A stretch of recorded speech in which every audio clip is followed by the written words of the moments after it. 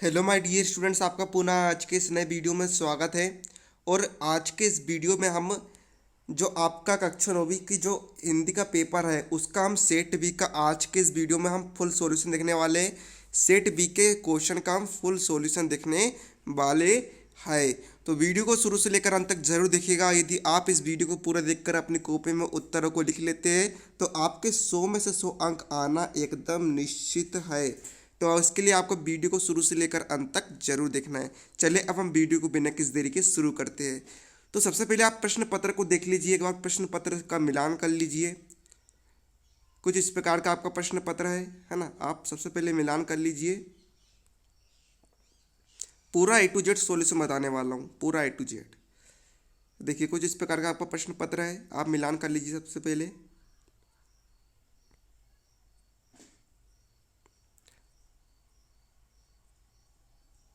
ये प्रश्न 22 है ना, प्रश्न 23, प्रश्न 24, 25, 26, 27, 28 मिलान कर लिया आपने। अब हम बढ़ते हैं सॉल्यूशन की तरफ। तो 100 अंक पाने के लिए देखिए यहाँ पर प्रश्न 1 है आपका, है ना, सेट बी का है, सेट बी का। यहाँ पे क्या है, सेट बी का सॉल्यूशन है। प्रश्न 1 का हम उत्तर देखते हैं।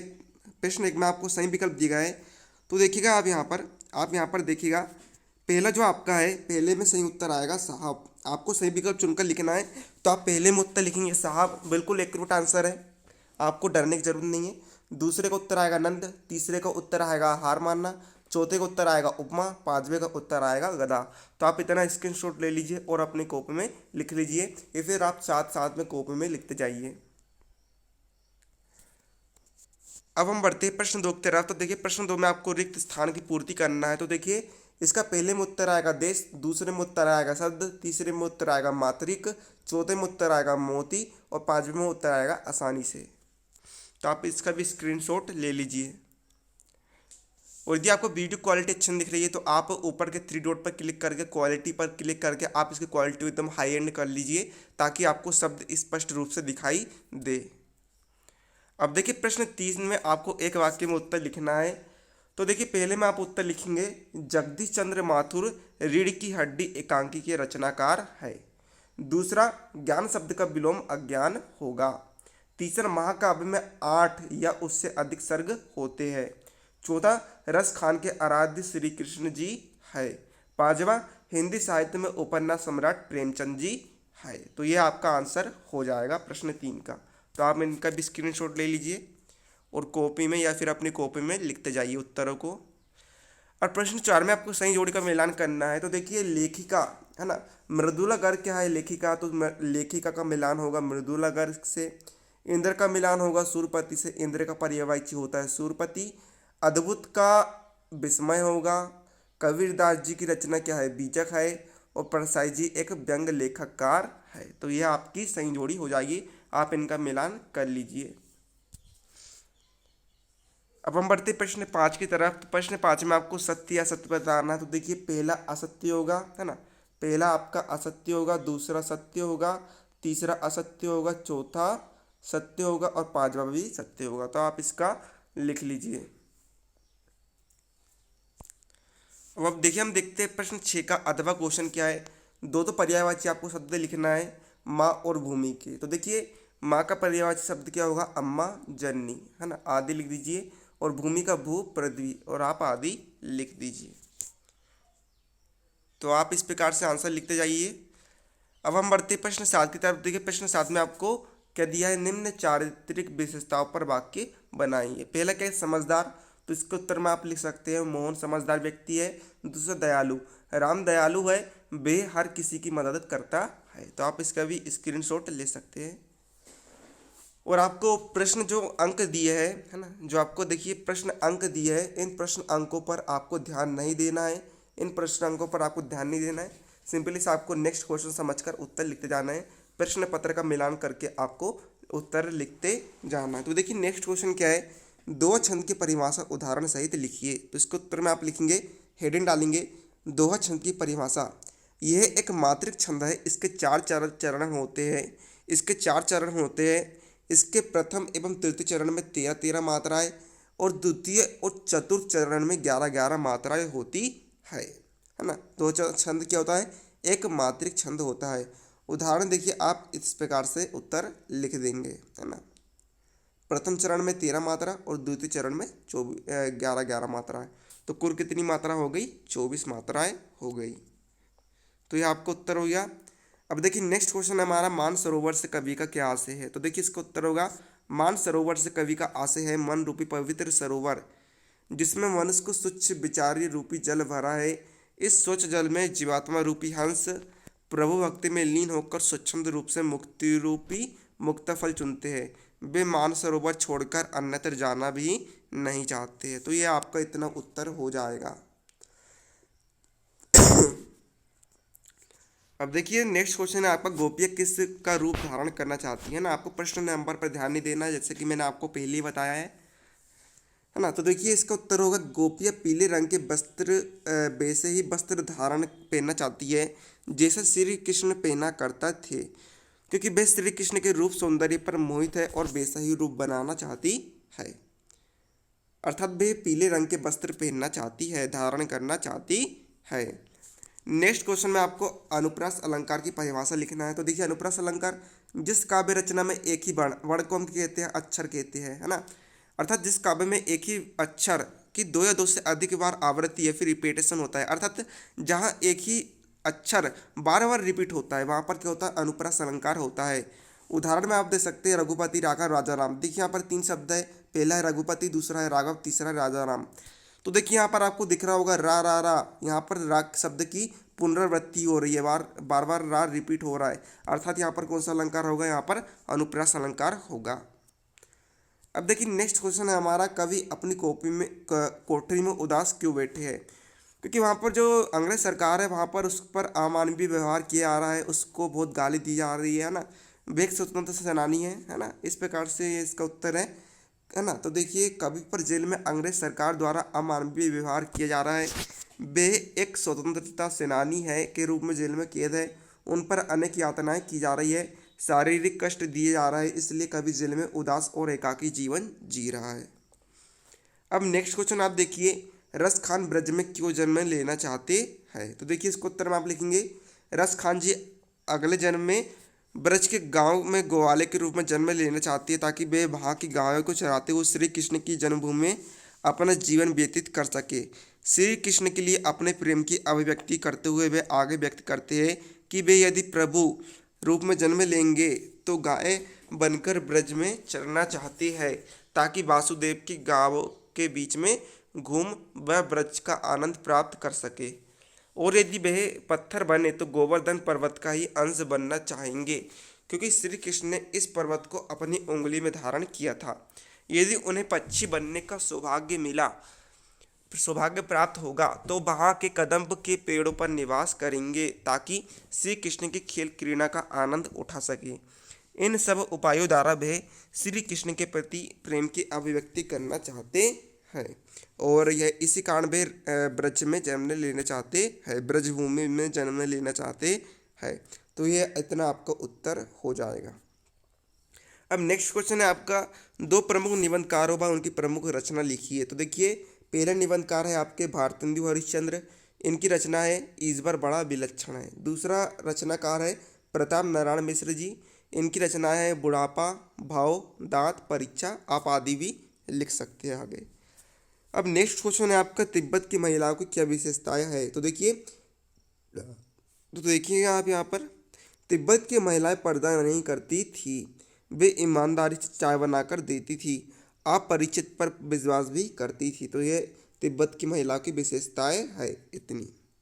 नेक्स्ट क्वेश्चन है आपका, लॉरेंस गोरैया के विषय में क्या क्या बातें जानती थी। तो देखिए लॉरेंस गोरैया के विषय में ये जानती थी कि गोरैया छत पर लॉरेंस के पति के साथ अधिक समय बिताती थी, यही कारण था कि लॉरेंस गोरैया के बारे में ढेर सारी बातें जानती थी।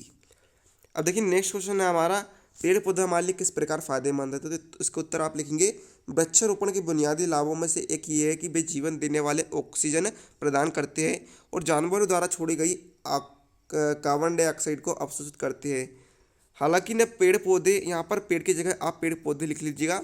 हालांकि पेड़ पौधे न सिर्फ हमें ऑक्सीजन देते हैं बल्कि फल, लकड़ी, है ना, ये सारी आप लिख सकती है, ये फिर आप अपने हिसाब से भी लिख सकते हैं। अब देखिए प्रश्न 18वें में आपको करना क्या है, यहाँ पर पहला क्वेश्चन आपको दिया है, दूसरा क्वेश्चन अथवा वाला दिया है। तो देखिए आप पहले क्वेश्चन जो आपका मुख्य क्वेश्चन है, इसमें आप देखिए आपको 3 कॉलम बना लेना है, 3 कॉलम बना लेना है। पहले कॉलम है ना, 3 कॉलम आपने बनाना है। पहला कॉलम आपका मीठा का रहेगा, दूसरा नमकीन का, तीसरा खट्टा का।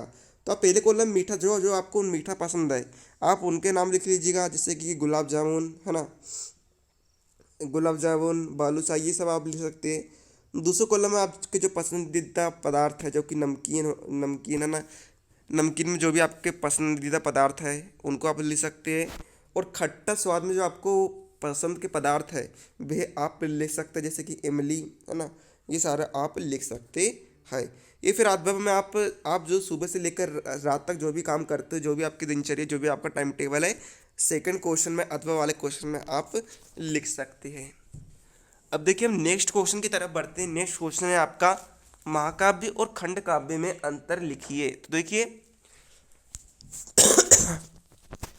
महाकाव्य और खंड काव्य में अंतर है, एक तरफ कॉलम बनाएंगे आप महाकाव्य का, दूसरी तरफ कॉलम बनाएंगे खंड काव्य का। पहला अंतर है महाकाव्य में जीवन का समग्र रूप का वर्णन किया जाता है ना, महाकाव्य में शुरू से लेकर अंत तक का जीवन का वर्णन किया जाता है, लेकिन खंडकाव्य में किसी एक विशेष घटना का वर्णन होता है।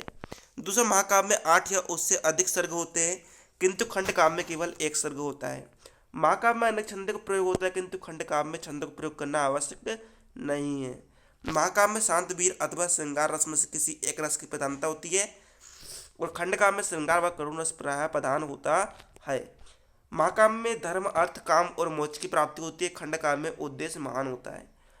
अब आखिरी पॉइंट में आप उदाहरण ले सकते हैं। महाकाव्य के प्रमुख उदाहरण रामचरितमानस, साकेत, पद्मावत, कामायनी आदि है। खंड काव्य का प्रमुख उदाहरण पंचवटी, जयद्रथ, सुदामा चरित आदि है। तो ये आपका उत्तर हो जाएगा। अब देखिए नेक्स्ट क्वेश्चन है आपका अर्धरात्रि में कोयल की चीख से कवि क्या क्या अंदेशा है। तो देखिए कवि को अंदेशा है कि कोयल कैदियों पर ढाए जाने वाले घोर अत्याचारों को देखकर द्रवित हो उठी है ना, उसकी आत्मा जो है वह द्रवित हो उठी है, उससे ये दुख देखा नहीं जा रहा है, इसलिए दुख के मारे आधी रात में ही उसके मुख से चीख निकल पड़ती है। वे इतना भयानक दृश्य से देख नहीं पा रही है अत्याचार होते हुए। अब देखिएगा प्रश्न 23 में आपको देखिए कबीरदास अथवा माखनलाल चतुर्वेदी का कवि परिचय लिखना है। किसके आधार पर? 2 रचनाएं, भावपक्ष, कलापक्ष और साहित्यमय स्थान के आधार पर।